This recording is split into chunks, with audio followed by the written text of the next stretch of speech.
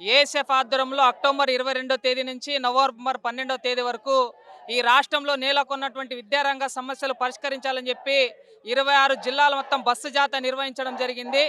అనంతరం ఈ 26 జిల్లాలతో పాటు ఈరోజు రాష్ట్ర వ్యాప్తంగా ఏఎస్ఎఫ్ నాయకులు కలుపుకొని ధర్నా చౌక్ నందు ఈ యొక్క విద్యార్థి పోరు కార్యక్రమం నిర్వహించడం జరిగింది.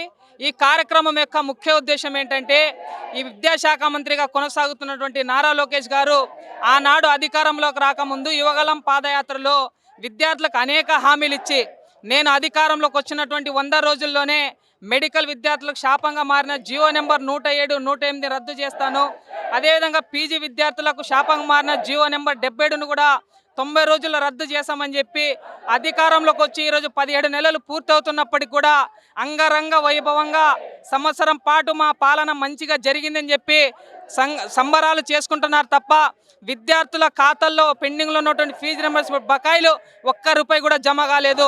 సాంఘిక సంక్షేమ హాస్టల్లో నెలకొన్న సమస్యలకు ఒక్క అడుగు కూడా ఈ రాష్ట్ర ప్రభుత్వం ముందేయలేదు.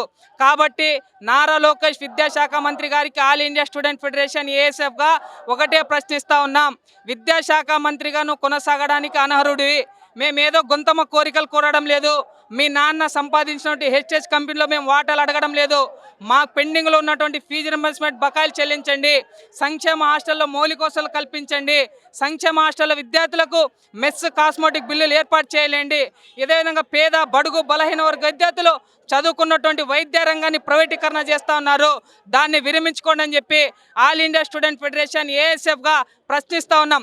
ఇప్పటికైనా ఈ రాష్ట్ర విద్యాశాఖ మంత్రి నారా లోకేష్ గారు నిద్రమత్తు మేల్కొని విద్యార్థుల యొక్క సమస్యలు పరిష్కరించకపోతే భవిష్యత్తులో మీ కూటమి ప్రభుత్వానికి గద్దె దింపడానికి కూడా ఆల్ ఇండియా స్టూడెంట్ ఫెడరేషన్ ఏఎస్ఎఫ్గా మేము శ్రీకారం చుడతామని చెప్పి ఈ సందర్భంగా హెచ్చరిస్తూ ఉన్నాం. ప్రధానంగా ఎన్డీఏ గవర్నమెంట్ అధికారంలోకి వచ్చాక విద్యార్థుల సమస్యలు పరిష్కారం చేస్తామని చెప్పి ఈ రాష్ట్ర ముఖ్యమంత్రి నారా చంద్రబాబు నాయుడు ముద్దుల కుమారుడు లోకేష్ అనేక హామీలు ఇచ్చాడు. వేలాది మంది విద్యార్థులను సమీకరించి 107, 108 జీవో రద్దు చేస్తాం, పీజీ విద్యార్థులకి శాపంగా మారేటువంటి జీవో నెంబర్ 77ను రద్దు చేస్తామని హామీ ఇచ్చి ఈరోజు గద్దెక్కినాక ఆ హామీలన్నీ అటుకెక్కించి ఈరోజు హ్యాపీగా కుర్చీలో కూర్చున్నారు. మరి ఆ విద్యార్థి సమస్యలు పరిష్కారం చేస్తామని చెప్పి ఇచ్చిన హామీలు ఏమయ్యాయని చెప్పి ఈరోజు ఆల్ ఇండియా స్టూడెంట్ ఫెడరేషన్గా మేము ప్రశ్నిస్తూ ఉన్నాం. ఈ రాష్ట్రంలో మీరు ఇచ్చిన హామీలు ఏవైతే అమలు చేయలేదో మీకు చిత్తశుద్ధి ఉంటే మీరు ఇచ్చిన హామీలు అమలు చేయండి, లేని పక్షంలో మీ పదవికి రాజీనామా చేయండి అని చెప్పి ఈరోజు ఆల్ ఇండియా స్టూడెంట్ ఫెడరేషన్గా మేము డిమాండ్ చేస్తున్నాం.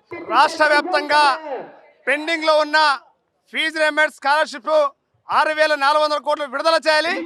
అలాగే ఏదైతే పీపీ విధానాన్ని మీరు మెడికల్ కళాశాలలో ప్రైవేటీకరణ చేస్తున్నారో దాన్ని మీరు ఉపసంహరించుకోవాలని చెప్పేసి ఈరోజు ఆల్ ఇండియా ఏఎస్ఎఫ్గా మేము సూటిగా ప్రశ్నిస్తున్నాం.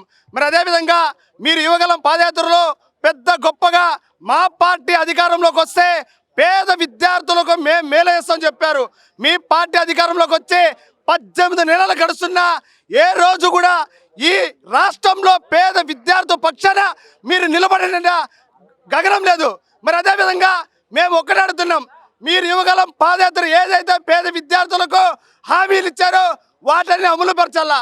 లేని పక్షాన ఇప్పుడు ఏదైతే విజయవాడ కేంద్రంగా all India student federation ASF మొత్తం రాష్ట్ర వ్యాప్తంగా ఏఎస్ఎఫ్ కలుపుకొని నీ నివాసాన్ని ఈ ముఖ్యమంత్రి కార్యాలయాన్ని సచివాలయాన్ని ముట్టడిస్తా చెప్పేసి ఈరోజు ఏఎస్ఎఫ్గా మిమ్మల్ని డిమాండ్ చేస్తున్నాం.